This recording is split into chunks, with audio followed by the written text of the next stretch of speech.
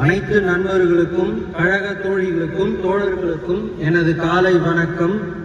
பெற்றெடுத்த தாய்க்கும் தத்தெடுத்த தமிழுக்கும் எனது முதல் மரியாதையை இந்த சபை சார்பாக நான் சமர்ப்பிக்கிறேன்.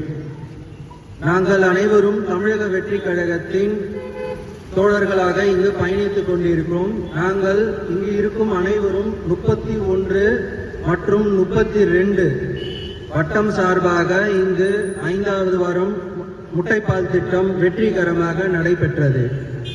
இன்று நடைபெறும் ஆட்சி என்பது ஒரு கொடுங்கோல் ஆட்சியாக இருக்கிறது. கொடுங்கோல் ஆட்சி என்பது மக்களின் நலனை சார்ந்து இருக்க வேண்டுமே தவிர மக்களுக்கு எதிராக இருக்கக்கூடாது என்பதை நான் இங்கு பதிவு செய்கிறேன். இதற்கு முக்கிய குரலாக நான் இங்கு எடுத்துரையாற்றுகிறேன்.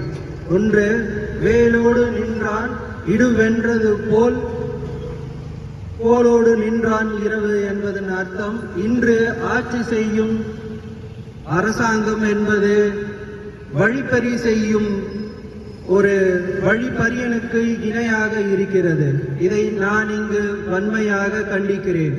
அதாவது ஆட்சி செய்யும் இன்று அரசாங்கம் நம்மளிடம் மக்களிடம், அதாவது முக்கியமாக மக்களிடம் வரி என்னும் பெயரில் நிறைய பொருள்களை பெற்றுக்கொண்டு அதற்கு சமமான ஒரு ஆட்சியை இங்கு சமர்ப்பிக்கவில்லை.